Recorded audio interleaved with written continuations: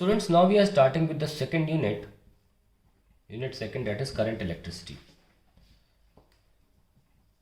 current and electricity.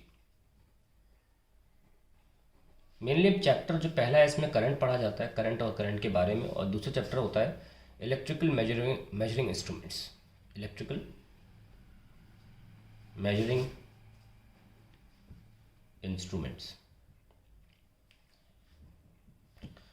आइए पहले chapter की बात करते हैं, करंट. अगर करंट इंस्टेंटेनियस निकालना है या कांस्टेंट रेट पे नहीं फ्लो कर रहा, इंस्टेंटेनियस करंट की बात करें या यूँ कहें कि कांस्टेंट रेट पे फ्लो नहीं कर रहा, तो हम करंट का फॉर्मूला यूज़ करते हैं D Q by D T, differential form use करते हैं. क्योंकि कई बार ऐसे क्वेश्चन आ जाते हैं कि क्यू दे रहा होता है in the form of T, like ऐसे दे दिया 2t+4, और आपको पूछा जाता है करंट एट 2 सेकेंड्स, 2t² ले लेते हैं, 2 सेकेंड्स ऐसे पूछ लिया, तब ये काम आ जाता है कि आई हो जाता है D Q by D T. Then you have 4t, that is 4 × 2, that is 8 ampere. तो इस तरह के क्वेश्चन के लिए फॉर्मूला बहुत ज़रूरी है. और करंट, अगर current is flowing at constant rate, current is flowing at a constant rate,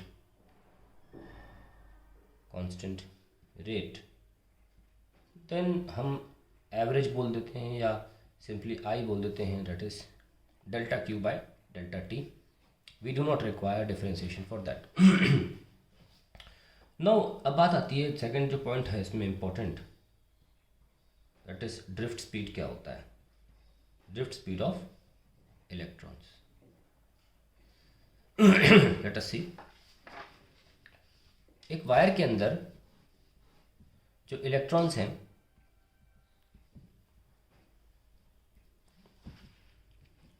वो कंटिन्यूस कोलिजन करते रहते हैं, उसके अलावा रैंडम मोशन करते रहते हैं, यहाँ से यहाँ, यहाँ से वहाँ, ऐसे रैंडम मोशन करते रहते हैं. हम एक क्रॉस सेक्शन कोई भी ले लें तो ये माना जा सकता है कि इतने सारे इलेक्ट्रॉन्स हैं, 10⁻29 फ्री इलेक्ट्रॉन्स अप्रॉक्सीमेटली पर मीटर क्यूबिक कंडक्टर में होते हैं. ये नंबर डेंसिटी भी कहलाई जाती है. क्या बोलते हैं इसको? एन से दिखाते हैं, number density of free electrons. तो कहा जाता है कि इतने सारे हैं कि एक समय पर जितने इधर से गुजरेंगे लेफ़्ट से राइट, उतने ही राइट से लेफ़्ट गुजरेंगे. और इसीलिए नेट करंट किसी भी वक्त एक आइसोलेटेड कंडक्टर में, यानी जो बैटरी से कनेक्टेड ना हो, उसमें करंट ज़ीरो ही होगा. क्योंकि जितने इलेक्ट्रॉन्स यहाँ से जा रहे हैं लेफ़्ट से राइट, उतने ही राइट से लेफ़्ट. तो नेट फ्लो जो है, net flow through any cross section of wire of electrons is zero. तो डेल्टा क्यू जो आ जाता है आपका, वो ज़ीरो हो जाता है किसी भी क्रॉस सेक्शन का, इसलिए करंट ज़ीरो होता है. तो ऐसे में भी इलेक्ट्रॉन्स के पास एक वेलोसिटी होती है. Every material is at some temperature,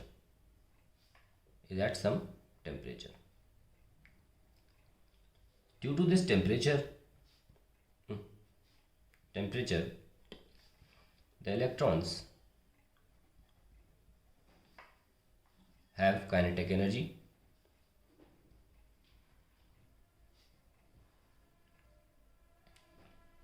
and due to which they have the speed,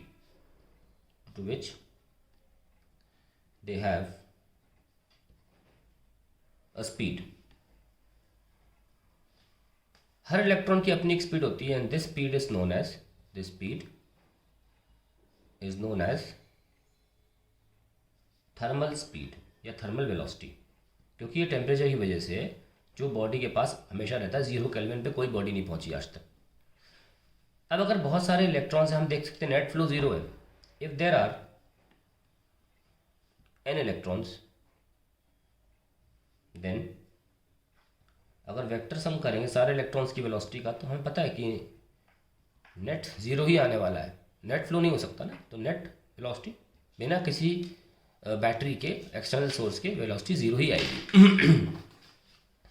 लेकिन अब हम किसी कंडक्टर को पोटेंशियल डिफरेंस दे दें प्लस और माइनस, तो इलेक्ट्रॉन जो है कहीं रैंडमली जा रहा था, सडनली अब प्लस के पास जाने लग जाएगा, एक निर्धारित रास्ता बन जाएगा इलेक्ट्रॉन्स के लिए, एक पाथ क्रिएट हो जाएगा, चलो यहाँ चलते हैं लेफ्ट साइड। यानी कि जब पोटेंशियल डिफरेंस हम लगाते हैं तो हम जानते हैं कि अगर लेंथ ऑफ कंडक्टर एल है तो पोटेंशियल फॉर्मूला होता है E into L. Electric field है सेटअप जिसकी वजह से पोटेंशियल डिफरेंस इज क्रिएटेड। क्या बोला? एन इलेक्ट्रिक फील्ड है सेटअप जिसकी वजह से पोटेंशियल डिफरेंस इज क्रिएटेड। क्योंकि सारे इलेक्ट्रॉन्स के लिए एक ही इलेक्ट्रिक फील्ड है, since all electrons are under the same electric field all experience the same force, same acceleration, all experience the same acceleration। Force भी सही कहना, लेकिन मैं एक्सेलरेशन क्यों बोल रहा हूँ मुझे पता चलेगी, क्योंकि यहाँ मास की बात नहीं हो रही इलेक्ट्रॉन्स की, हमें यहाँ पे इक्वेशन ऑफ मोशन यूज़ करनी है, मास नहीं होता था। I would rather say acceleration. All electrons all experience the same acceleration, same.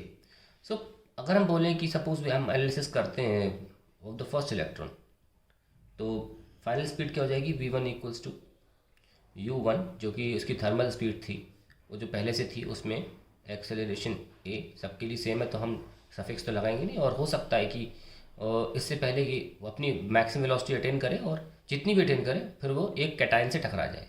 ध्यान रखना, इलेक्ट्रॉन्स एक कैटायन से टकरा कर रुक जाते हैं, और वो cation he cause of resistance होता है। ये कोलिजन कैटायन से होता है, कॉज ऑफ रेजिस्टेंस होता है, और ये collision he cause of resistance होता है। कैटायन बना कहाँ से? जो एटम्स हैं वो अपना आउटर मोस्ट इलेक्ट्रॉन छोड़ देते हैं कंडक्टर के अंदर कभी कभी, उससे कैटायंस बनने लगते हैं, ठीक है, और वही बाधा के रूप में सामने आते हैं इलेक्ट्रॉन्स के। तो मान लेते हैं कि इलेक्ट्रॉन है, चला और टकरा गया कैटायन से, तो ये जो टाइम है जितने वो फ्रीली चल रहा था, रिलैक्स फॉर्म में चल रहा था, उसे रिलैक्सेशन टाइम बोलते हैं, और अलग अलग इलेक्ट्रॉन्स के लिए अलग अलग हो सकता है। तो 8/1 ऐसे दूसरे के लिए भी लिख सकते हैं, u2 plus 8/2 and so on, सारे के लिए भी लिख सकते हैं un प्लस 8/n। और हमें जब जोड़ा और एवरेज लिया इसका,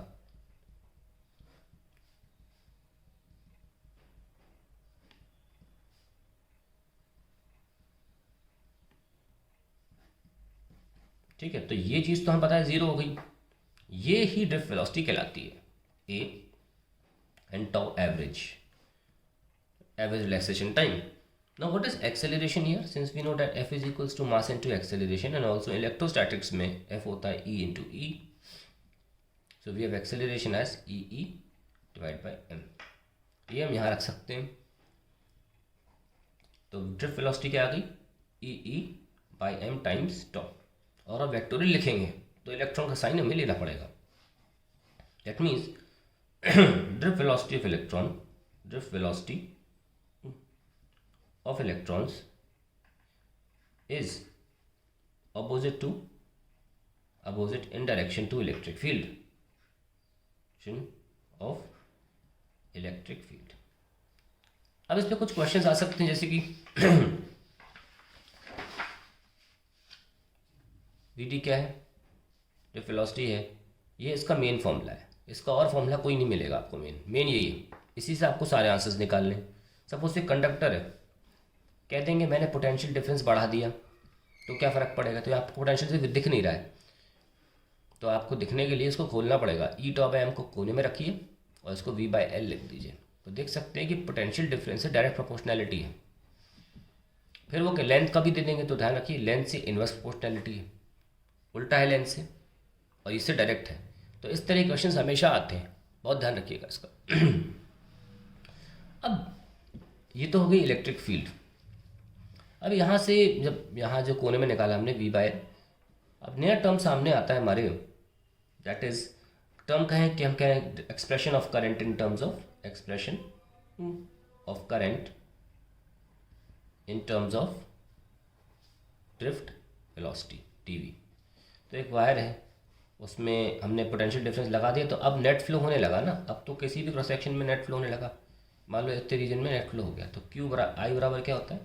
क्यू बाई टी, और क्यू क्या होता है? Capital N into E, that is number of electrons, है ना, इंटू टी। अब नंबर वेक्टर्स किसमें, इस इतने से सिलेंड्रिकल रीजन में। तो अगर एक सेक्शन एरिया ए है और ये आपका एक्स है, तो हम लिख सकते हैं A X into, that is the volume, और let in one volume, one unit volume में मान लीजिए एन इलेक्ट्रॉन्स है, हमें D Q by D T लिख लेते हैं, ठीक है, D by D T of into E upon, तो फिर आप इसको हटाइए, D by D T of, ठीक है। नाउ एन ए ई तो बाहर आ जाएगा और D x by D T यहाँ पे आ जाएगा। हमने अभी देखा कि इलेक्ट्रॉन्स की एक ही स्पीड होती है वायर में, होती है ड्रिफ्ट स्पीड, तो यहाँ से फॉर्मूला डराइव हो जाता है N A E we D, क्योंकि एक्स तो बढ़ेगा ना धीरे धीरे, जैसे जैसे इलेक्ट्रॉन जाएगा वो अपनी सिलेंड्रिकल ट्रैवलिंग रीजन को बढ़ाएगा, तो उसको ही हम ड्रिफ्ट वेलोसिटी मान रहे हैं। तो ये बहुत इंपॉर्टेंट फॉर्मूला है आई का कनेक्शन विथ वी डी के साथ, ध्यान रखना। लेकिन आई का कोई भी रिलेशन निकालना होगा आपको, तो आप जैसे क्यू बाई टी से निकालिए मोस्टली, जब तक कि आपको एक स्पेसिफिक फॉर्मूला बना के ना दिया जाए, क्वेश्चन बना के दिया जाए। क्योंकि एक बार बोर्ड एग्जाम में क्वेश्चन आया था कि बताइए क्या इनमें से कौन से चीज़ें एरिया पे डिपेंड नहीं करती, एरिया के सामने एरिया बदलता रहेगा फिर भी ये चीज़ कांस्टेंट रहेगी। इसमें 4 चीज़ें थी, उसमें से करंट भी था, और करंट अगर बच्चा यहाँ से निकालेगा तो बोल देगा current directly proportional to area होता है, पर देखो होता नहीं हो कि आंसर इसी से निकला था। ये डिराइव फॉर्मूले हैं, क्योंकि अगर आप वीडियो को खोलोगे ना, अगर वीडियो खोलने बैठोगे तो आपका ए कैंसिल हो जाएगा, इसलिए ये मेन फॉर्मूला है इसका, स्टैंडर्ड फॉर्मूला यही है। ये बस कुछ सवालों को बनाने के लिए बना दिए, तो उनके हिसाब से आप कर लीजिएगा, स्टैंडर्ड फॉर्मूला यही है। जैसे कि आप ड्रिफ्ट वेलोसिटी के बहुत सारे क्वेश्चन इस फॉर्मूले से कर सकते हैं। ये देखिए, तो ड्रिफ्ट वेलोसिटी का देखिए, जैसे यहाँ पे डायरेक्ट फॉर्मूला नहीं दिखता हमें, यहाँ पे एरिया नहीं दिख रहा हमको, तो यहाँ एरिया दिखेगा, एरिया ऑफ क्रॉस सेक्शन से ड्रिफ्ट वेलोसिटी का रिश्ता है, क्योंकि आई का नहीं है, आई में ए कभी नहीं आएगा, तो V D is inversely proportional to area. ये बहुत इंपॉर्टेंट ध्यान रखिएगा, इसमें आई एन और ई नहीं बदल सकते, ये तीनों कांस्टेंट हैं, इसमें सिर्फ एरिया ही बदल सकता है। तो ये 3 चीज़ें हो गई प्रोपोर्शनल, यहाँ भी लिख देता हूँ we D proportional to 1/a। ये सब इंपॉर्टेंट चीज़ें बता रहा हूँ मैं आपको। ड्रिफ्ट वेलोसिटी का आई से एक्सप्रेशन भी हो गया, आई आगे बढ़ते हैं। अब हम देखेंगे what is electron mobility. Electron mobility ये होता है, इट इज डिफाइंड एज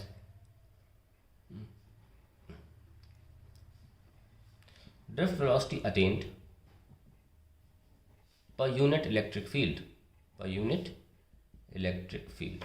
यानी कि डेफिनेशन के हिसाब से मोबिलिटी को वैसे म्यू से दिखाते हैं, अगर हम इलेक्ट्रॉन की बात करें इलेक्ट्रॉन मोबिलिटी, और फिर ड्रिफ्ट वेलोसिटी पर यूनिट इलेक्ट्रिक फील्ड। अब इसको खोलेंगे, जैसे कि यहाँ से आपको लगेगा कि मोबिलिटी जो है ड्रिफ्ट वेलोसिटी पर डिपेंड करती है और ई पे डिपेंड करती है, ऐसा बिल्कुल भी नहीं है, ऐसे फॉर्मुलेज नहीं देखे जाते, ई टॉप बाई एम, और ये डिवीजन में ई है, तो आप देख सकते हैं कि एक अलग ही क्वांटिटी निकल के आई। So electron mobility is E by M into tau, और आप देख सकते हैं कि ई बाई एम होता है स्पेसिफिक चार्ज। तो अगर चार्ज टू मास रेशियो की बात करें तो इलेक्ट्रॉन की सबसे ज़्यादा होगी ड्रिफ्ट स्पीड, क्योंकि वो मोबिलिटी, क्योंकि उसका चार्ज टू मास रेशियो सबसे ज़्यादा होता है, into specific charge into relaxation time. अब इसको एक फैक्टर्स पे डिपेंड करने का सवाल पूछे जा सकते हैं। अगर पूछेंगे वोल्टेज बढ़ा दिया, वोल्टेज इंक्रीजेस, तो क्या बोलेंगे, नॉट अफेक्टेड, क्योंकि ये फॉर्मूला मेन है, ठीक है ना। करंट बढ़ा दिया, नॉट अफेक्टेड, इलेक्ट्रिक फील्ड बढ़ाई, नॉट अफेक्टेड। किन से अफेक्ट होगा, केवल टेम्परेचर पे डिपेंड करेगा ये। इलेक्ट्रॉन मोबिलिटी, मैं करंट भी लिख देता हूँ, electron mobility only depends on temperature, only gets affected by temperature, affected by, हाँ ये हो सकता है करंट आपने दिया और इतना हाई हीट जनरेट हो गई करंट से कि तब बदल गई, पर वो कारण टेम्परेचर ही है, गेट्स अफेक्टेड बाय टेम्परेचर। कैसे, देखिए जब टेम्परेचर को बढ़ाओगे तो कोलिजन्स क्या होंगे, बढ़ेंगे, और रिलैक्स करने का जो वक्त होगा वो कम हो जाएगा। सो मोबिलिटी जो है वो डिक्रीज हो जाए, वो क्या होगी, डिक्रीज होगी ऑन इंक्रीजिंग ऑफ टेम्परेचर, तो ये बात ध्यान रखें मोबिलिटी के बारे में। अब इस सभी चीज़ों को ग्राफ के फॉर्म में भी देख लेते हैं, क्योंकि एमसीक्यू आएगा, कुछ ना कुछ तो डेफिनेट आएगी। V D inversely proportional to L था, V D directly proportional to E भी बोल सकते हैं और वी भी बोल सकते हैं, पोटेंशियल डिफरेंस। ओके, ये लीजिए, एरिया से भी वी डी इन्वर्सली प्रोपोर्शनल है, ठीक है। और फिर हमने रिलैक्सेशन टाइम का देखा, रिलैक्सेशन सॉरी क्या कहते हैं उसे, रिलैक्सेशन टाइम भी लिख लो टेम्परेचर के साथ, टेम्परेचर बढ़ाएंगे रिलैक्सेशन टाइम घटता है, तो आप इसका ग्राफ भी बना लें, कुछ भी पूछा जा सकता है। और फिर फाइनली इलेक्ट्रॉन मोबिलिटी का टेम्परेचर से ग्राफ बनाएंगे तो वो ऐसे ही आएगा, और इलेक्ट्रॉन मोबिलिटी का अगर आप रिलैक्सेशन टाइम से ग्राफ बनाएंगे तो वो स्ट्रेट आएगा। तो ये कुछ ग्राफ आपको तुरंत सिखा देते हैं कि क्या चीज़ें हैं। आइए अब हम आगे बढ़ते हैं टूवर्ड्स रेजिस्टिविटी। तो what is the resistivity? Resistivity इसको दिखाते हैं रो से, और उसको स्पेसिफिक रेजिस्टेंस भी बोलते हैं, स्पेसिफिक रेजिस्टेंस। ना हमको पता है कि R प्रोपोर्शनल टू L होता है, प्रोपोर्शनल टू 1/A भी होता है, बचपन में पढ़ा है, proportional to L/A। Proportionality constant जो होता है वो ρ L/A होता है। प्रोपोर्शनलिटी कांस्टेंट कभी भी फॉर्मूले में आने वाले पैरामीटर्स पर डिपेंड नहीं कर सकता, यानी कि रो ना तो फंक्शन है R का, ना A का, ना L का। तो रो का अपना अलग फॉर्मूला है जो हम डिराइव करेंगे थोड़ी देर में, लेकिन इसको डिफाइन कर लेते हैं। रेजिस्टिविटी है क्या? It is defined as the inherent property of material, inherent property of material, which gives the measure of, which gives the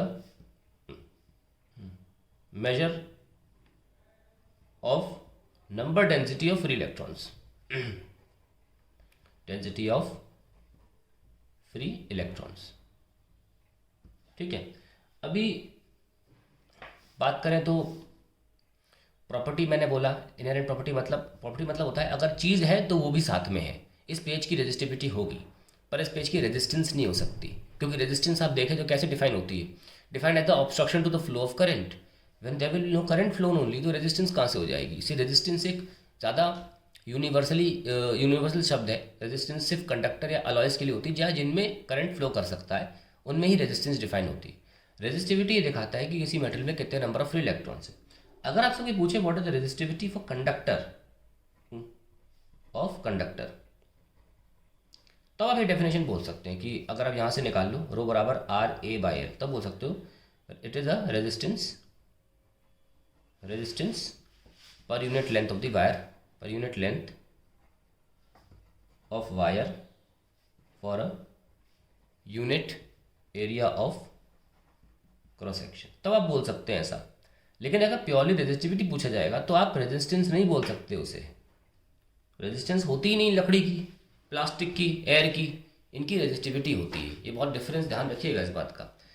resistance is not defined for any material which can not conduct current, it is defined only for those material which can conduct current, and resistivity is defined for everyone. मेरी skin की भी resistivity होगी। अब हमें resistivity का formula निकाल लेना चाहिए, जैसे कि निकालते हैं प्रूफ ऑफ रो बराबर m/ne² टॉ। हमें ये प्रूव करना है। चलिए देख कैसे। ओम्स लॉ से स्टार्ट कर सकते हैं। V = IR, V को लिखते हैं E/L, I को लिखते हैं NaEVd, और R को लिखते हैं ρ L/A।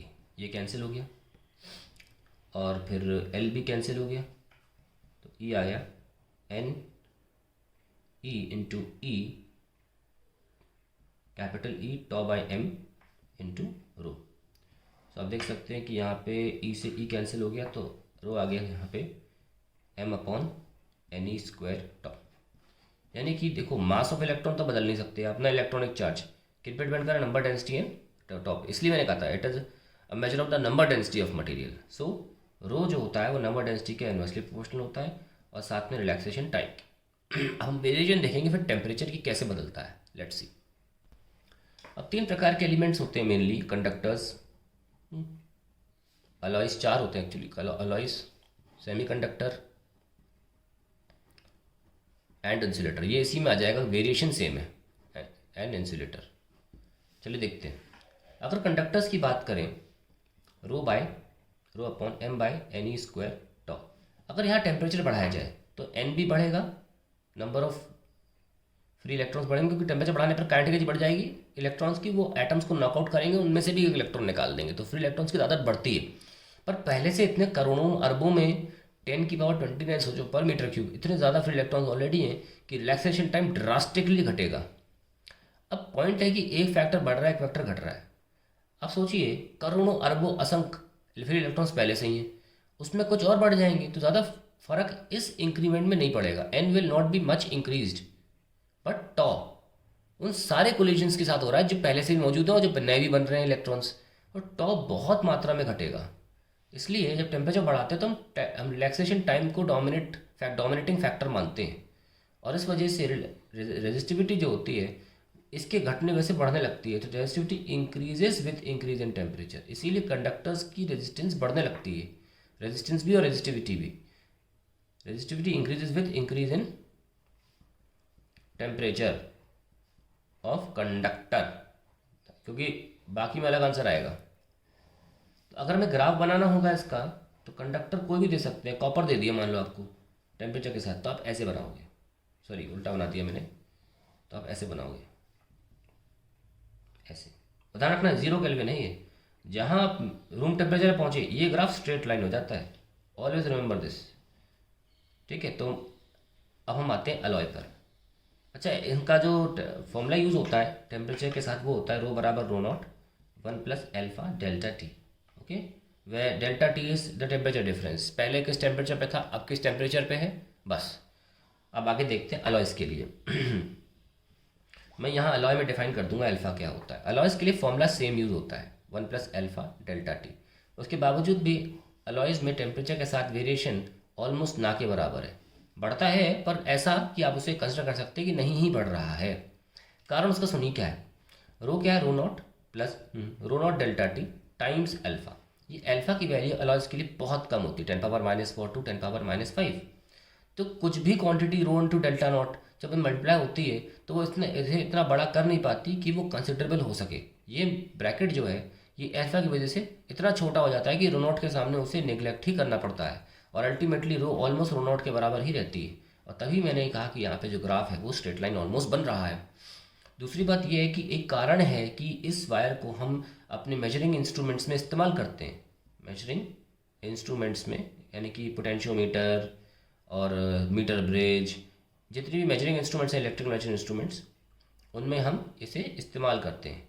क्यों करते हैं, क्योंकि एक्सपेरिमेंट करते वक्त तारों में से करंट जा रहा होता है जो करंट को हीट अप कर सकता है। टेम्परेचर बढ़ने की वजह से उसकी रेजिस्टिविटी बदल जाएगी, लेकिन और फिर ऑब्वियसली आंसर्स भी अलग अलग आएंगे अलग अलग ऑब्जर्वेशन में, कोई एक प्रॉपर ऑब्जर्वेशन मिल नहीं पाएगी हमें। तो हम क्या करते हैं, हम नाइक्रोम, कॉन्स्टेंटिन या मैंगनीन नाइक्रोम या कॉन्स्टेंटिन, मैं लिख देता हूँ नाइक्रोम, कॉन्स्टेंटिन या मैंगनीन, इनमें से कोई एक वायर यूज़ कर लेते हैं अपने इंस्ट्रूमेंट्स में। नाइक्रोम सबसे फेमस वायर है, रियोस्टैट पर नाइक्रोम ही लपेटा हुआ होता है। कारण ही यही है क्योंकि इन सबका अल्फा बहुत कम होता है, और अल्फा अगर कम है तो रो नॉट रो के बराबर, मतलब रो जो है वो रो नॉट के बराबर रहेगा। तो रेजिस्टिविटी अगर चेंज ही नहीं होगी तो हमारे आंसर्स में कोई प्रॉब्लम नहीं आएगी ड्यूरिंग प्रैक्टिकल्स। अब अल्फा भी डिफाइन करेंगे, लास्ट में जगह नहीं बची, यहाँ पे भी आगे पढ़ जाते हैं। यहाँ पे सेमीकंडक्टर की बात करें तो फॉर्मूला देखिए वही है, एन ई स्क्वायर टॉ। अब सेमीकंडक्टर में नंबर ऑफ इलेक्ट्रॉन्स ऑलरेडी बहुत कम होते हैं, और टॉ उन्हीं इलेक्ट्रॉन्स की वजह से कुछ कोलिजन हो रहे हैं। जैसे आप टेम्परेचर बढ़ाओगे तो काफ़ी मात्रा में फ्री इलेक्ट्रॉन्स बढ़ जाते हैं, बताता हूँ कैसे। ये होता है कंडक्शन बैंड और ये होता है वैलेंस बैंड। सेमीकंडक्टर में दूरी जो होती है काफ़ी कम होती है, 1.1 इलेक्ट्रॉन वोल्ट की दूरी होती है, जो ऑलमोस्ट रूम टेम्परेचर पे अवेलेबल होती है 25 से 30 डिग्री सेंटीग्रेड पर। ये एनर्जी इलेक्ट्रॉन्स के बाद पहले से होती है। लेकिन अगर हम टेम्परेचर बढ़ाएंगे तो और वैलेंस बैंड में से इलेक्ट्रॉन कंडक्शन बैंड में चले जाएंगे, और किसी भी मटेरियल की कंडक्टिविटी इस बात पर डिपेंड करती है कि कंडक्शन बैंड में कितने फ्री इलेक्ट्रॉन्स हैं, ठीक है। तो टेम्परेचर बढ़ाने से ये जो मात्रा है ये काफ़ी ज़्यादा बढ़ती है इन कंपैरिजन टू टॉ का घटना, क्योंकि ऑलरेडी इतने फ्री इलेक्ट्रॉन्स है नहीं कि कोलिजन इतना ज़्यादा बढ़ जाए। सो हम कह सकते हैं कि डोमिनेटिंग फैक्टर कौन है यहाँ पे, एन है। सो अगर हम टेम्परेचर बढ़ाते हैं तो एन बढ़ता है, और हम टॉ को कह सकते हैं कि एन डोमिनेट्स टॉ। एन का जो इफेक्ट ऑफ इंक्रीज है वो टॉ के इफेक्ट ऑफ डिक्रीज को डोमिनेट करता है, जिसकी वजह से डिसाइडिंग फैक्टर एन रह जाता है। ध्यान सुनिएगा मेरी बात, अगर आपको लग रहा है कि एक बार रिपीट करना तो ये पार्ट रिपीट जरूर कर लीजिएगा। टेम्परेचर बढ़ाने से एन बढ़ता तो है पर ज़्यादा मात्रा में, और टॉ घटता तो है पर कम मात्रा में, जो कि यहाँ के उल्टा था। इसलिए अल्टीमेटली टेम्परेचर बढ़ाने पर क्योंकि एन बढ़ रहा है और डोमिनेटिंग फैक्टर भी वो है, रेजिस्टिविटी घटने लगती है, और उसका ग्राफ इसीलिए ऐसा बनता है। और फॉर्मूला जो फॉलो होता है वो होता है rho naught e⁻⁻ and that is the formula for insulator as well. ये फॉर्मूला इंसुलेटर के लिए भी यूज होता है। तो अगर कोई कार्बन का आपको बोले कार्बन का ग्राफ बना दो, ठीक है, क्योंकि वो इंसुलेटर है। तो आप ये वाला ग्राफ बनाएंगे कंडक्टर के लिए, अलॉय, नाइक्रोम, कांस्टेंटाइन, मैंगनीज, ये इसके लिए है। तो रेजिस्टिविटी का हमने खेल खत्म करा। आइए देखते हैं आगे। Now other term comes current density. और करंट डेंसिटी होता है, जे से दिखाते हैं, it is a vector quantity and it is denoted, it is known as current per unit cross section area. तो अगर करंट फ्लो कर रहा है तो ये करंट किस क्रॉस सेक्शन एरिया से फ्लो कर रहा है, अगर हम करंट को उसके एरिया से डिवाइड करें तो हमारा आंसर आ जाएगा करंट डेंसिटी का। इसका यूनिट कितना है, एम्पियर पर मीटर। आइए और भी इंपॉर्टेंट फॉर्मूले देख लेते हैं करंट डेंसिटी के क्या क्या होते हैं। आई होता है एन ए वी डी, और यहाँ से ए कैंसिल हो जाता है, हमें मिलता है एन ई वी डी। ये एक फॉर्मूला है जो इम्पोर्टेंट है, ध्यान रखिएगा। फिर आते हैं हम इसमें, इसको खोलते हैं वी डी को, N E into E E tau by M, which is N E square tau by M into E. अब ये फॉर्मूला निकलने वाला मोस्ट इंपॉर्टेंट फॉर्मूला है। No M by N E square tau क्या था, वो था रो, और रो का उल्टा होता है कंडक्टिविटी, तो ये उल्टा ही लिखा हुआ है सिग्मा ई। तो ये इसको बोलते हैं vector form of Ohm's law. क्या बोलते हैं, vector form of Ohm's law. और एक चीज़ और बोलते हैं माइक्रोस्कोपिक ओम्स लॉ। ये दोनों चीज़ें एमसीक्यू में पूछी जा सकती हैं आपसे कि इनमें से कौन सा वेक्टर फॉर्म ओम्स लॉ है। माइक्रोस्कोपिक ओम्स लॉ बोलते हैं इसको। एक्चुअली यहीं से डराइव होता है V equal to I R, जिसकी कोई ज़रूरत नहीं है क्योंकि डेरिवेशन है नहीं है इस बार। तो जे बराबर सिग्मा ही हो गया। और हम देखेंगे कि उस क्वेश्चन में, जो मैंने क्वेश्चन प्लेलिस्ट में ऑलरेडी डाला हुआ है, कि जे डिपेंड करता है एरिया पर। एक तो फॉर्मूला डायरेक्ट यहाँ पे भी है, और हम जानते हैं कि इलेक्ट्रिक फील्ड भी डिपेंड करेगी एरिया पे। एनीवेज, तो ये इंपॉर्टेंट फॉर्मूला है इसका। हम चाहे तो और भी फॉर्मूले बना सकते हैं, जैसे कि जे बराबर ई टॉ बाई एम, ये भी एक इंपॉर्टेंट फॉर्मूला है, इसको बोलते हैं mu.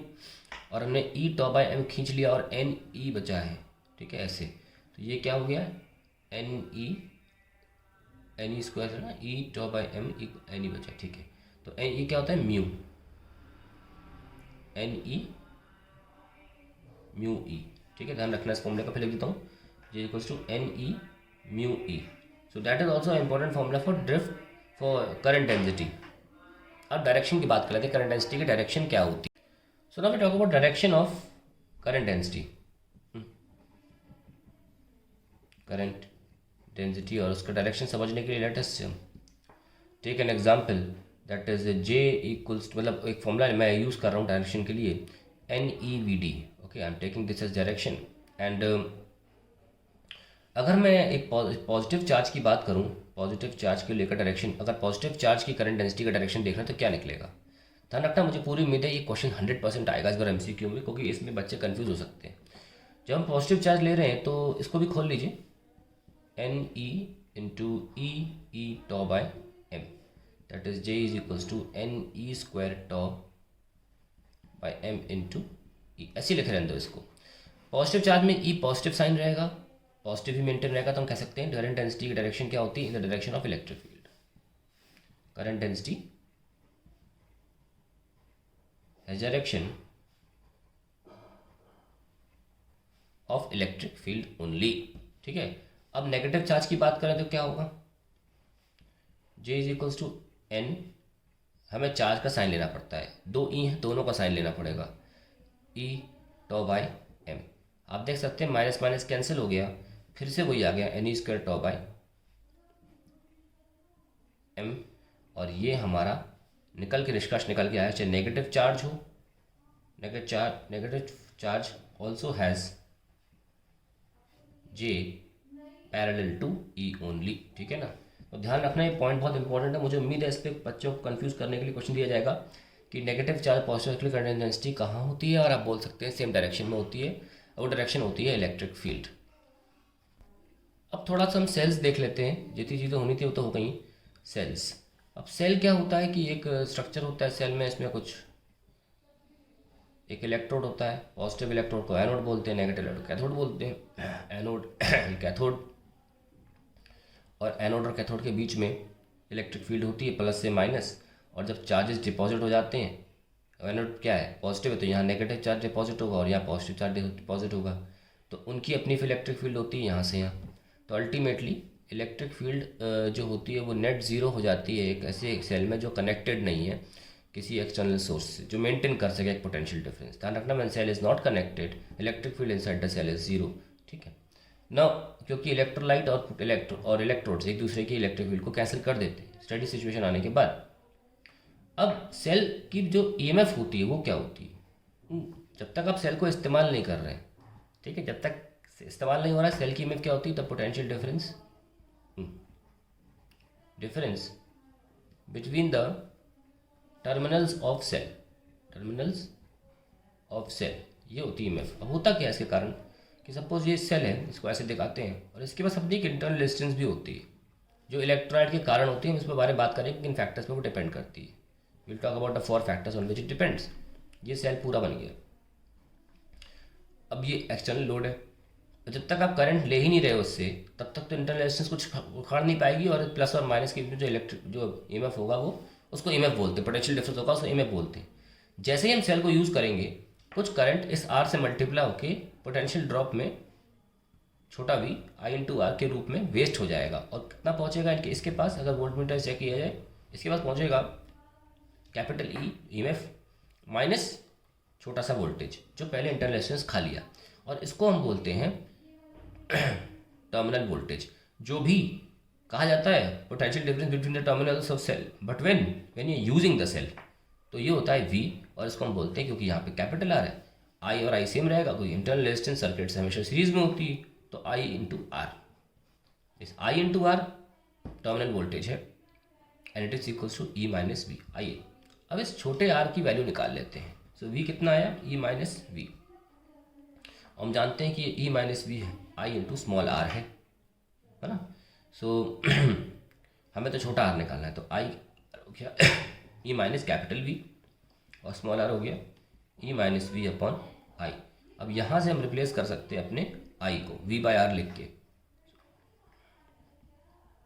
Finally we have E by V minus one into capital R, और ये हमारा फॉर्मूला होता है इंटरनल रेजिस्टेंस निकालने का, जो कि काफ़ी काम आएगा। आइए अब देखते हैं कि इन फैक्टर्स पे इंटरनल रेजिस्टेंस डिपेंड करती है। Factors affecting the internal resistance of cell. पहला, distance between electrodes. Distance between electrodes कैसे, अगर डिस्टेंस बढ़ेगा तो स्मॉल आर भी बढ़ेगा, क्योंकि आयंस के पास जाने का रास्ता लंबा हो गया इसलिए। दूसरा, सरफेस एरिया ऑफ इलेक्ट्रोड्स। अगर सरफेस एरिया बढ़ेगा तो आर कम होगी, क्योंकि डिपॉजिट के लिए इलेक्ट्रॉन्स या आयंस को ज़्यादा जगह मिलेगी, है ना। ये है ना पॉजिटिव और नेगेटिव इलेक्ट्रोड्स, ज़्यादा एरिया है ज़्यादा डिपॉजिट हो पाएंगे, कम एरिया है तो कम डिपॉजिट हो पाएंगे, तो ज़्यादा एरिया है डिपॉजिट हो पाए तो रेजिस्टेंस कम हो जाएगी। ठीक है। तीसरा, कॉन्सेंट्रेशन ऑफ इलेक्ट्रोलाइट।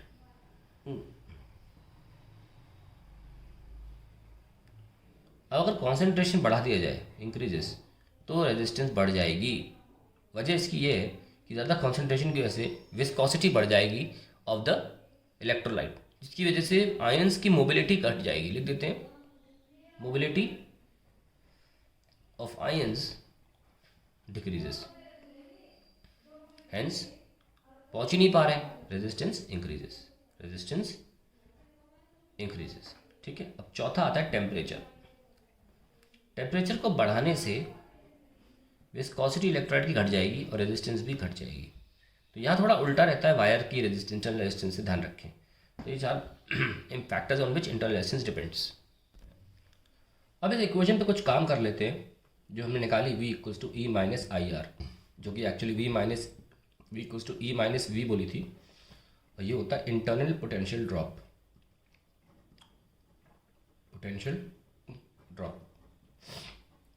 अगर हम नोटिस करें कि अगर हम ग्राफ बना रहे हैं जिसमें ये V जो है ये टर्मिनल वोल्टेज है, मैं सर्किट बना देता हूँ, ये सेल है, ये उसकी इंटरनल रेजिस्टेंस है, ये सेल बन गया,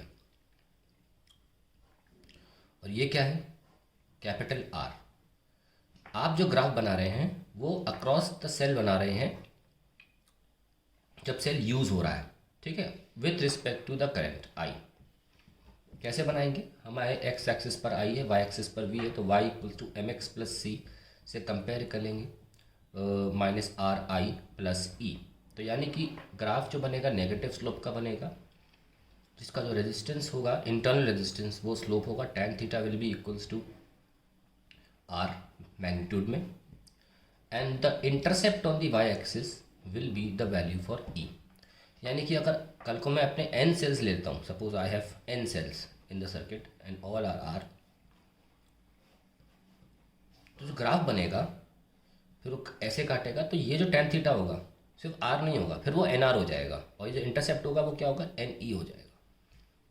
इस बात का ध्यान रखें। और दूसरी बात कई बार ऐसा पूछा जा सकता है कि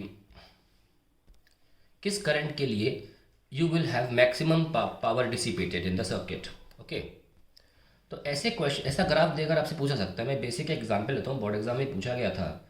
this was given to be as 5.6 volt और 4 सेल दिए गए थे, ठीक है, और this was given to be as 2 ampere. Okay, पूछा है at what current we get, star बना रहा हूँ क्योंकि मुझे पूरी उम्मीद है क्वेश्चन रिपीट होगा इस बार। At what current we get maximum power dissipation, किस करंट पर पावर मैक्सिमम मिलेगी, पावर डिसिपेशन। अब मैं देखो हर चीज़ रिवाइज तो करूँगा नहीं, उसके लिए आप मेरे लेक्चर वीडियोस में जाके डिटेल में देख सकते हैं इस चीज़ को। मैंने सवाल भी सॉल्व किया हुआ है ये न्यूमेरिकल सेक्शन में, ये वाला खासतौर से 3 पार्ट है। मैं अभी मुद्दे की बात बता रहा हूँ यहाँ पे कि maximum power dissipation actually concept आएगा मैक्सिमम एफिशिएंसी थ्योरम से, मैक्सिमम एफिशिएंसी थ्योरम। और उसमें ये होता है कि जब आपका total internal resistance, total internal resistance external load के बराबर हो जाए, यानी कि एक्सटर्नल रेजिस्टेंस के बराबर हो जाए, then you get maximum power dissipation. अब इस ग्राफ से आपको कभी भी कैपिटल आर की वैल्यू नहीं मिल सकती, है ही नहीं ग्राफ में। ग्राफ इज ऑल अबाउट छोटा R, V and E and I as well. Capital R नहीं है, लेकिन इस सवाल के लिए कैपिटल आर मिल गया, क्योंकि सवाल ये कह रहा है अगर आपको मैक्सिमम एफिशिएंसी चाहिए तो फिर आपका कैपिटल आर छोटे आर के ही बराबर होना चाहिए। छोटा आर कितना है निकाल लो, देख लो। छोटा एन आर जो है वो है 5.6 divide by 2, that is the slope, है ना, 2.8 आ गया। और इतना ही कैपिटल आर होना चाहिए। क्या बोला मैंने, टोटल इंटरनल रेजिस्टेंस के बराबर एक्सटर्नल रेजिस्टेंस होनी चाहिए। अब आप वो करंट निकाल सकते हो। The current is I equals to V, that is the total V M F upon R. एक 2.8 कैपिटल आर का और एक एन आर का 2.8, दैट इज 5.6। तो आंसर आया 1 ampere. Very very important concept this is. Okay, और finally इस chapter में बचता है करंट चैप्टर में, that is cells in combination of cells. पहले देख लेते हैं सेल्स इन सीरीज। सेल ऐसे लगाएंगे E1 E2, या सारे सेल बराबर भी कर सकते हैं, खैर उसकी ज़रूरत नहीं है अभी। मान लो N सेल्स है और यहाँ पे लोड है R, तो यह current will be nothing but E1 plus E2 and so on up to En upon NR। अगर सारे सेम है तो NR लिख लीजिए, नहीं तो वो भी R1 प्लस R2 लिख लीजिए R1 plus R2 up to Rn plus external load R। ठीक है, now if E1 equals to E2 up to En, then you have to write Ne upon Nr plus R. First, now cells in mix, cells in parallel. Parallel में लगाएं तो क्या आएगा, ये cell हो गया E1 E2, मैं 2 का दिखाई दूँ, चलो 3 ले लो कोई टेंशन नहीं, लेकिन सारे बराबर लूँगा भाई मैं, ठीक है। और ये फाइनली रेजिस्टेंस कैपिटल आर। तो ये मैं बहुत सारे ले रहा हूँ, ऐसा नहीं है बहुत सारे नहीं ले रहा, लेकिन सारे मैं बराबर लूँगा, क्योंकि वो डिफरेंट वाले में फिर अलग से निकालना पड़ता है डेरिवेशन डिफरेंट वाले पैरेलल का। अब देखिए इसमें क्या है, ओवरऑल ईएमएफ जो है ना वो ई ही है, क्योंकि सारे पैरेलल में है, तो आई आ जाएगा ई ओनली। टोटल ईएमएफ ई आएगी, सब पैरेलल में ओवरऑल भी ई है, ठीक है, इनके बीच में ई, इसके बीच में ई, तो ओवरऑल भी ई होता। सीधे डिवाइड करना है हमें टोटल रेजिस्टेंस से, आर बाई एन। अगर ये एन सेल्स है तो आर बाई एन होता है, अगर पैरेलल में आर होता है, R parallel R parallel up to n times, net resistance R by n हो जाती है प्लस आर, तब ये आपका करंट होगा। ठीक है, तो अगर 2 सेल हुए तो दो से वैल्यू तो क्या हो जाएगा, ई ही रहेगा, r/2 प्लस आर ऐसे रहेगा। ठीक है, अब हम फाइनली कर लेते हैं। अगर दो हैं डिफरेंट वैल्यू के तो हमको पता है इसका फॉर्मूला क्या निकल के आता है। जब सब्जेक्टिव पेपर होता था तो डेरिवेशन हमेशा आता था ये 3 नंबर में। यहाँ आप ए ले लीजिए, यहाँ ले लीजिए, चलो ए तो हटा दिया ये 3 नंबर में हर साल आता था। ओवरऑल इमेज क्या होगी, पहले तो ई ही थी, कोई ई ही था, अब डिफरेंट डिफरेंट है। It was E1R2 plus E2R1 upon R1 plus R2, और R इक्विवेलेंट क्या था, R1R2 upon R1 plus R2। Suppose I take 3 in parallel,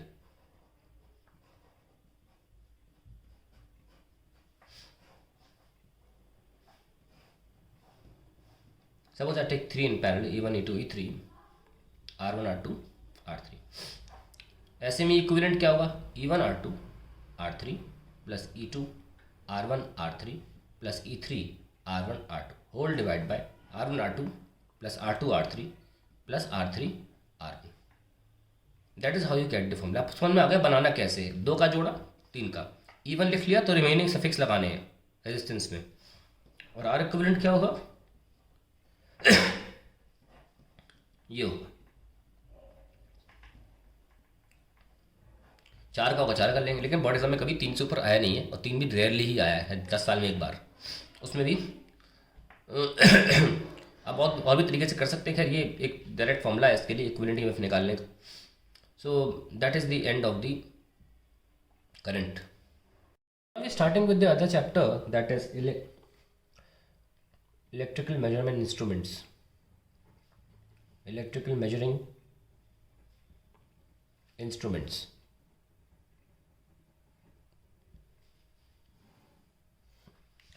सबसे पहले हमें समझना पड़ेगा, इसमें 2 लॉज होते हैं, Kirchhoff's current law and Kirchhoff's voltage law. इनको एक नाम से जाना जाता है, जंक्शन रूल भी बोलते हैं। इस तरह से आ जाएगा, आप कंफ्यूज ना हो। इसको बोलते हैं जंक्शन रूल, इसको बोलते हैं लूप रूल।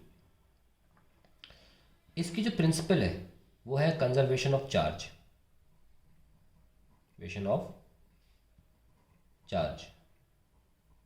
और इसका जो प्रिंसिपल है वो है कंजर्वेशन ऑफ एनर्जी,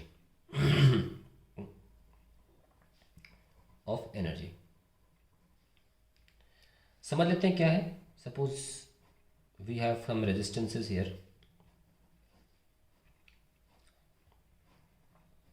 तो करंट आता है कहीं से और इन 3 ब्रांचेस में चला जाता है, I3, I4 and I5। After all है तो सब चार्जेस ही। सो वी से दैट जितना करंट आया है I1 प्लस I2 उतना चला जाएगा कुछ रह नहीं सकता, एक्यूमुलेशन नहीं हो सकता चार्ज का यहाँ पे। हैंस वी से कंजर्वेशन ऑफ चार्ज। लेकिन किरचॉफ ने किस तरीके से बोला, उसने ऐसे बोला है, इनको लेफ्ट में ले आओ, -I3 -I4 -I5 इज 0, ऐसे बोला है। उसने बोला the sum of the currents at a junction is always 0। ये किरचॉफ ने बोले थे, algebraic sum, the algebraic sum of currents at a junction is 0। अब लूप रूल देख लेते हैं। Suppose I have a loop like this,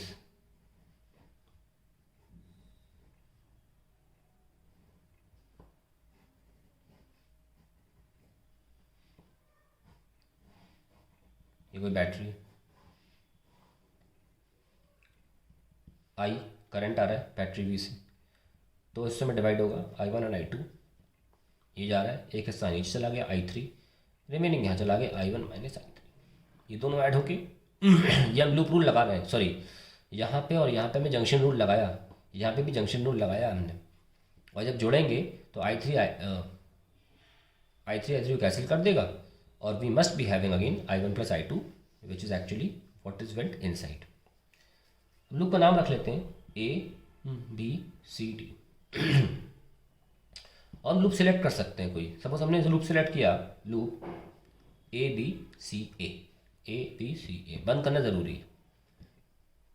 तो वो कहते हैं कि the sum of the EMF in a close loop is equal to sum of the product of current and resistive load,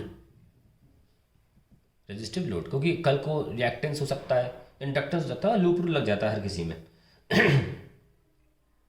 तो अगर हमने इस लूप को लिया है तो हम ईएमएफ का सम करेंगे। हमने देखा ए बी सी ए में कहीं भी, हम A B D A, sorry D था, ए बी डी ए में कहीं हमें ईएमएफ नहीं दिख रहा, तो ज़ीरो। लेफ्ट हैंड साइड पे sum of the EMF zero, and right hand side में अगर मैं नाम दे दूँ उनका पी क्यू आर और एस, रेजिस्टेंस का नाम है लोड्स का, so it will be I1P। और अगर हमने एक बार ये डायरेक्शन ले ली क्लॉकवाइज, अब उल्टा भी ले सकते हैं, तो कोई भी करंट इस डायरेक्शन के खिलाफ होगा तो हम उसको नेगेटिव लेंगे। इसको ले लेते हैं हम से G plus I3G minus I2S। इस तरीके से हम इक्वेशन बनाते हैं। एक और लूप ले लेते हैं, लूप BCDB। इसमें भी कोई बैटरी नहीं दिख रही है हमको, और हमने मान लो ऐसे ले लिया तो we have 0 equals to I1 minus I3 into Q। ये देखो हमने ऐसे लिया पर ये उल्टा आ रहा है, माइनस लेना पड़ेगा, minus I2 plus I3 into R। ये भी उल्टा आ रहा है, माइनस I3 इंटू G। ये दूसरी इक्वेशन हो गई। तो ऐसे हम इक्वेशंस बनाते हैं यूजिंग अ लूप रूल। और अगर बैटरी वाली ब्रांच लेनी है तो आप ले सकते हैं, मान लो इसको x और y ले लिया, सो x a d c y x, ये देखिए x a d c y x। कैसे इक्वेशन बनेंगे, v इक्वल्स टू, सिर्फ एक ही battery, v equals to I2S, अगर हम ऐसे ले रहे हैं तो I2S, और ये वाला भी इसी डायरेक्शन में, plus I2 plus I3 into R। तो 3 इक्वेशन बन गई और ऐसे लूप रूल लिखा जाता है। अब हम आगे बात करते हैं व्हीटस्टोन ब्रिज की।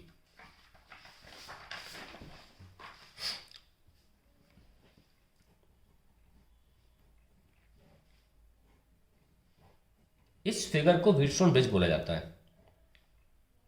और मान लेते हैं कि रेजिस्टेंस गैल्वेनोमीटर की है, गैल्वेनोमीटर पे लगाया गया है चेक करने के लिए कि इस ब्रांच में करंट कितना है। A B C D P Q R S। हमने ऑलरेडी इक्वेशंस बना ली हैं इनकी, हम इक्वेशन दोबारा लिख लेते हैं। 0 equals to I1P plus I3G minus I2S। Wheatstone ने क्या देखा कि उसे करंट अगर ज़ीरो मिला, बाय चांस उसे करंट अगर ज़ीरो दिखा, तो उसने इक्वेशन में कौन सा करंट था, यहाँ पे I3 था, ये I1 थे, I2, ये I1 माइनस I3 और ये I2 plus I3। It can be accidental observation या जो भी है, I3 अगर ज़ीरो है तो इक्वेशन रिड्यूस होकर क्या हो जाएगी, I1P minus I2S equal to zero, क्योंकि ये चीज़ ज़ीरो हो गई। I1P is equals to I2S first. और सेकेंड इक्वेशन जो दूसरे लूप को लेकर थी वो लिख लेते हैं। 0 equals to I1 minus I3 into Q minus I2 plus I3 into R minus I3G equal to zero. I3 zero कर दीजिए, क्या बचेगा, I1Q minus I2R equal to zero. So we have I1Q is equals to I2R। ये second है। हम देख सकते हैं कि हम लेफ्ट हैंड साइड और राइट हैंड साइड को डिवाइड करें तो क्या मिलेगा, या फिर आप इसे कैसे करते हैं कि इस इक्वेशन में से I1 बाई I2 निकालिए, क्या मिलेगा, S अपॉन P, और इसमें से निकालेंगे I1 upon I2 that is R upon Q। अब ये दोनों अगर बराबर रख दे तो क्या मिल रहा है, S by P is equals to R by Q, और you can also write P by Q is equals to S by R। ये रिजल्ट निकल के आया। मैं आपको नए पेज पे दिखाता हूँ रिजल्ट का मतलब क्या है।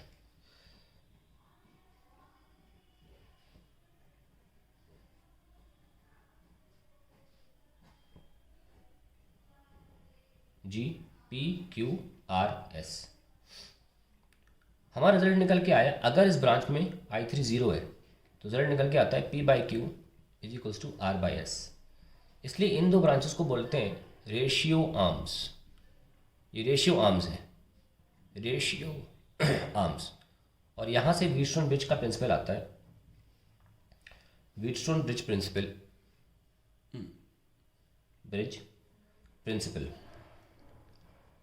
जो कि है if current in BD branch, ये B है और ये D है, ये A है, C है, if BD branch is 0 then P/Q is equals to R/S।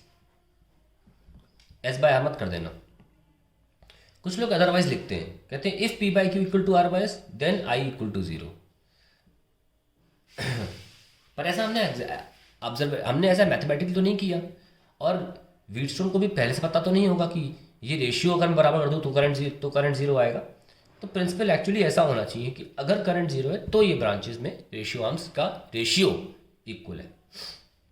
ये तो क्लियर हो गई। एक बहुत इंपॉर्टेंट बात जो सवाल पूछा जा सकता है जेईई नीट बोर्ड एग्जाम तीनों में भी कहीं पूछा सकता है, दैट इज अगर P/Q, बहुत ध्यान देखना, अगर P/Q is greater than R/S, मतलब ये वाला रेशियो आर्म का रेशियो इसके बड़ा है, then VB is less than VD। अब इसकी गणित में मत जाइए, आप आसानी से निकाल सकते हैं, लेकिन ये रट लीजिए पहला, यानी कि current will flow from D to B, high potential to potential, ये फ्लो होगा अगर P/Q is greater than R/S, and if P/Q is less than R/S then I flows from B to D, यानी कि VB is greater than VD। काफ़ी important है, अभी तक पूछा नहीं गया पर ये अच्छा इंपॉर्टेंट फैक्ट पता होना चाहिए आपको। अब इस पे बेस्ड एक इंस्ट्रूमेंट है दैट इज मीटर ब्रिज, जिससे बहुत से काम हो सकते हैं। एक तो कंपेयर टू अननोन रेजिस्टेंसेस,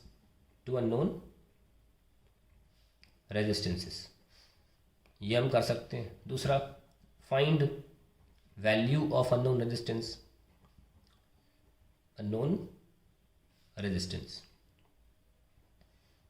और तीसरा, वी कैन फाइंड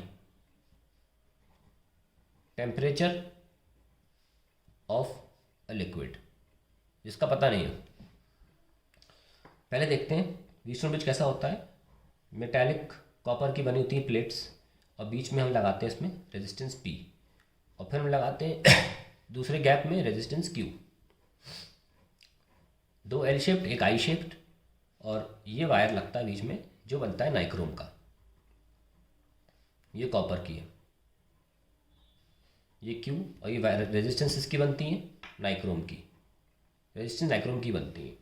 ये भी रेजिस्टेंस वायर ही है, सेम है। ये बैटरी से चलता है सर्किट पूरा, की लगा सकते हैं आप। अब देखिए, ये गैल्वेनोमीटर है, ये बैलेंस पॉइंट, ये भी क्रोकेड वायर ही है, रेजिस्टेंस दिखाते नहीं है वैसे, लेकिन ठीक है। तो ये मान लीजिए PQ, और ये R, और ये S, ठीक है। ये भी रेजिस्टेंस वायर है। जब यहाँ जीरो आ जाएगा we can write P/Q is equals to R/S। लेकिन इस वायर की जो रेजिस्टेंस होती है स्मॉल r ओम पर सेंटीमीटर होती है, यानी कि 1 सेंटीमीटर पे स्मॉल r रेजिस्टेंस। और मान लेते हैं अगर इसकी L लेंथ है तो वी कैन से LR, और नीचे क्या होगा 100 - L × R, R से R कैंसिल। और यहाँ से रिलेशन निकल के आया सॉरी ये इंपॉर्टेंट रिलेशन निकल के आया यहाँ से। एक बात तो ध्यान रखें, अगर इस वायर का क्रॉस सेक्शन डबल कर दिया जाए, ट्रिपल कर दिया जाए, बदल दिया जाए, if cross section of metre bridge wire is changed, there is no effect on balance point। कोई फर्क नहीं पड़ेगा बैलेंस पॉइंट पे। अगर इस वायर का एरिया चेंज कर देंगे, क्रॉस सेक्शनल एरिया, ये वाला क्रॉस सेक्शनल एरिया, तो कोई चेंज नहीं होगा। बोर्ड एग्जाम का क्वेश्चन है ये। ठीक है, तो आपका फिर भी, क्योंकि हमारा मान लो क्यू अननोन है, अगर ये अननोन है तो पी इंटू 100 - L/L, वो डिपेंड ही नहीं कर रहा है इस बात पे कि क्रॉस सेक्शन एरिया है क्या। तो ये हमारे पास मेथड है to find the unknown resistance. और कंपैरिजन भी देख लेते हैं, कंपैरिजन कैसे करते हैं।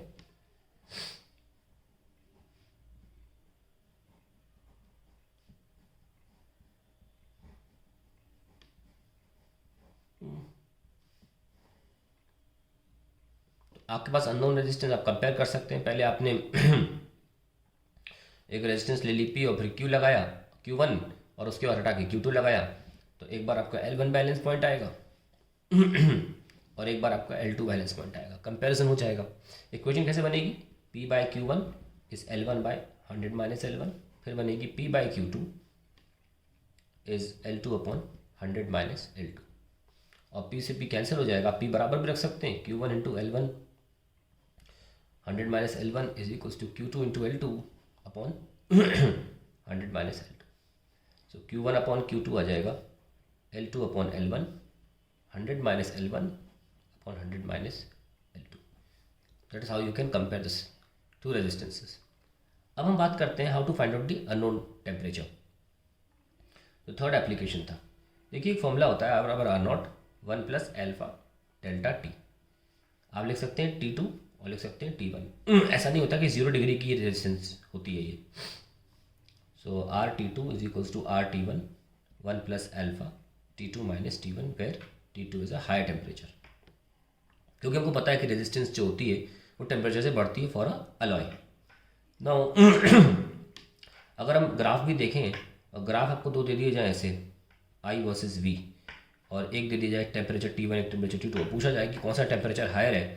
अब क्योंकि I वर्सेस V का ग्राफ है तो उसका स्लोप 1/R है, तो इस 1/R का मतलब ये होता है कि यहाँ अगर 1/R स्लोप है, यानी कि इसका स्लोप अगर कम है तो R ज़्यादा है, और जब R ज़्यादा होता है तो टेम्परेचर ज़्यादा होता है। तो ऐसे ध्यान रखना, अगर I y एक्सिस पे मैंशनड है तो कम स्लोप वाले का टेम्परेचर ज़्यादा होगा। ये क्वेश्चन 100% मुझे उम्मीद है आने की।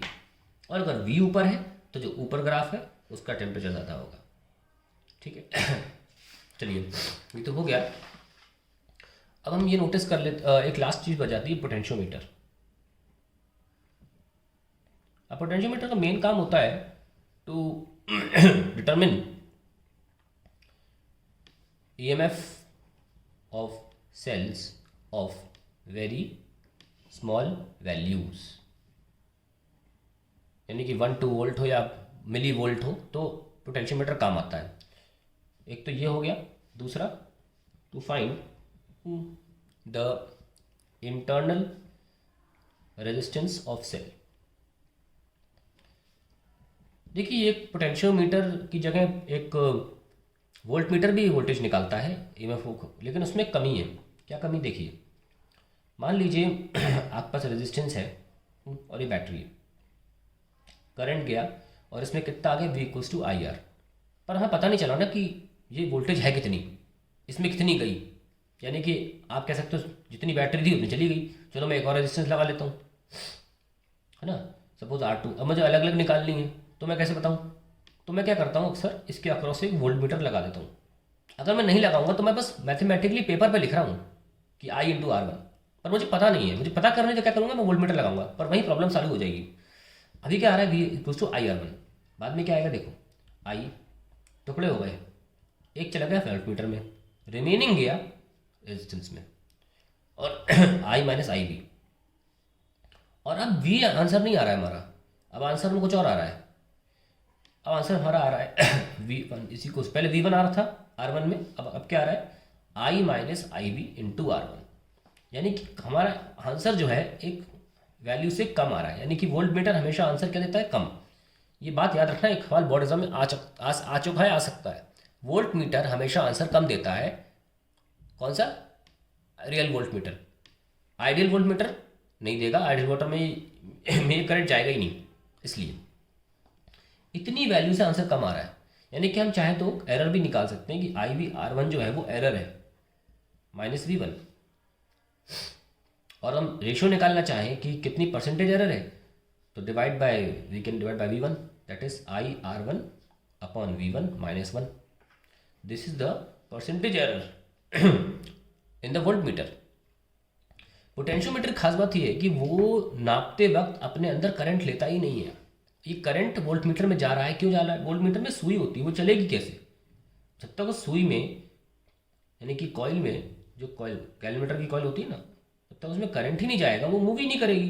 तो आपको वोल्ट मीटर को चलाने भर के लिए थोड़ा बहुत तो करंट चाहिए, और थोड़ा बहुत करंट से एरर आ जाती है, वो हम नहीं चाहते. तो इसलिए एक नया डिवाइस है वो, दैट इज पोटेंशियोमीटर, जो ये काम करता है कि वो करंट लेता ही नहीं नापते वक्त. और उसका प्रिंसिपल क्या है देखिए, फिर तो बना लेते हैं. ये हमारी वो सेल है जो चलाएगा वोल्ट पोटेंशियोमीटर को.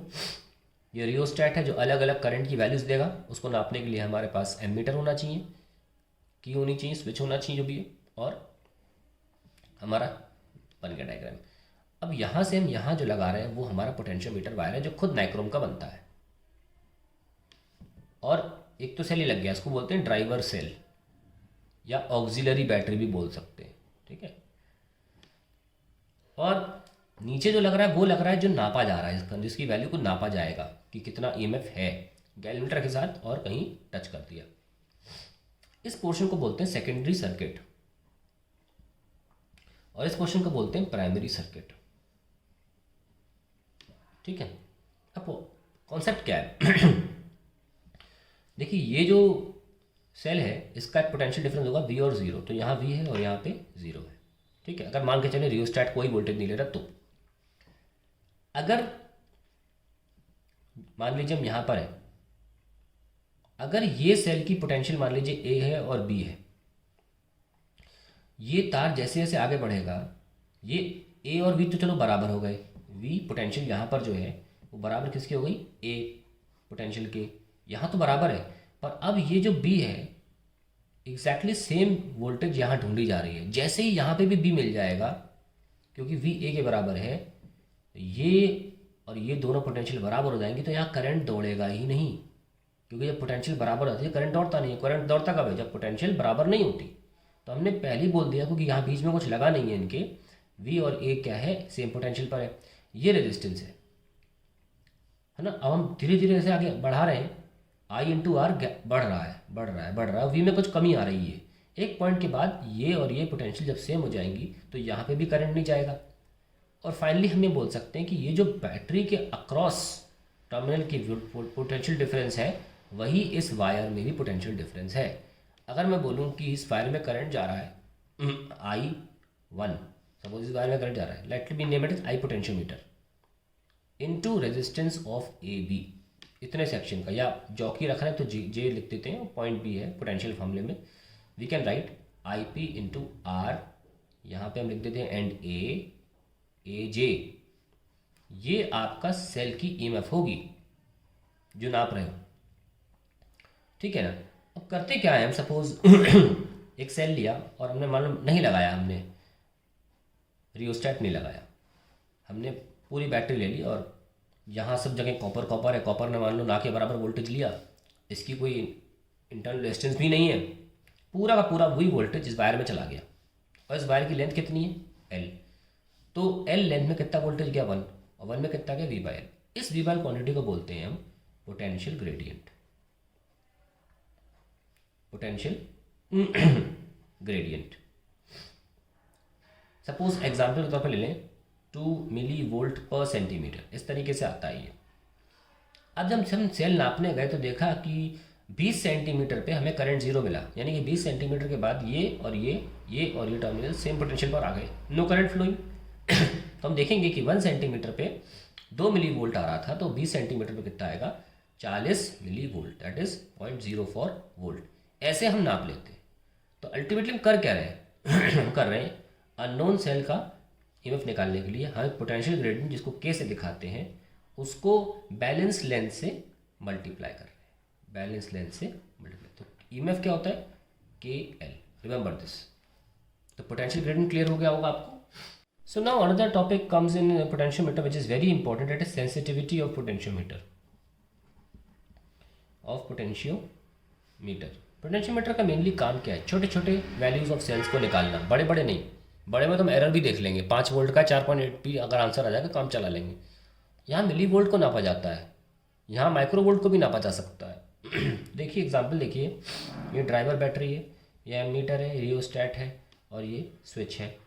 अब हम इसको बंद कर लेते हैं तो हमारा प्राइमरी सर्किट बन गया और ये हमारा सेकेंडरी सर्किट है।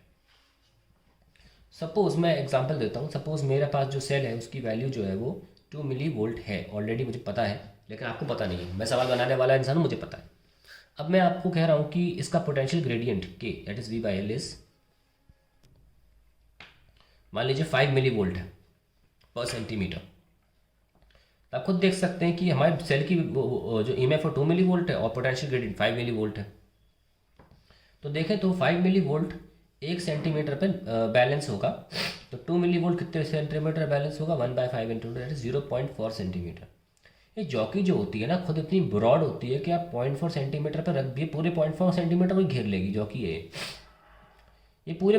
तो 1 सेंटीमीटर ये इतने पर थोड़ा नापोगे। तो उद्देश्य ये नहीं कभी होता कि कम डिस्टेंस पे नापे, उद्देश्य होता है कि ज़्यादा फैले हुए डिस्टेंस पे नापे। हम चाहते हैं 2 मिली वोल्ट हमारा 50 सेंटीमीटर पर बैलेंस हो। तो अगर हम चाहते हैं कि ज़्यादा दूरी पर बैलेंस हो तो इसका मतलब ये होता है कि हम कम सेल्स को आसानी से नाप पा रहे हैं। कम सेल्स को आसानी से नापना ही पोटेंशियोमीटर का धर्म है। उसके लिए क्या होना चाहिए, potential gradient must be very small. ये वैल्यू कम होनी चाहिए। कैसे कम कर सकते हैं हम, अगर वैल्यू देखें, पोटेंशियल ग्रेडियंट के फॉर्मूला देखें तो K is proportional to 1/L, that is length of the potentiometer wire. So how can we increase sensitivity or decrease potential gradient, that is Pg, by increasing length of potentiometer wire. ठीक है। दूसरा एक तरीका और है, ये मान लो battery है V और इसने पूरा वोल्टेज दे दिया। मैं मान के चल रहा हूँ ना इसके पास इंटरनल रेजिस्टेंस है ना रियोस्टेट कुछ वोल्टेज ले रहा है, मान लो पूरा V दे दिया, तो ऐसे में V K proportional to V हो गया, है ना। तो K ज़्यादा हो जाएगा अगर V बढ़ गया। तो हम चाहते हैं V कम रहे, तो हम क्या करेंगे, एक बड़ा रेजिस्टेंस यार सीरीज़ में लगा सकते हैं, तो वो बहुत बड़ा पोर्शन इस V का ये खा जाएगा, बहुत छोटा सा रिमेनिंग भेजेगा। तो क्या कर सकते हैं, bye connecting a very high resistance in series with potentiometer wire. अब इससे क्वेश्चन बनाता हूँ मैं, सपोज V और L दे रखा है और ये P और एक Q है। मैं पूछ रहा हूँ आप एक पोटेंशियोमीटर P एक पोटेंशियोमीटर Q, आप कौन सा पोटेंशियोमीटर पसंद करोगे यूज़ करना, तो आपका आंसर होना चाहिए Q, बिकॉज उसका स्लोप कम है, स्लोप कम क्योंकि V/L कम। V/L क्या होता है, potential gradient. So V/L of Q is less, I will prefer potentiometer Q। हो गया।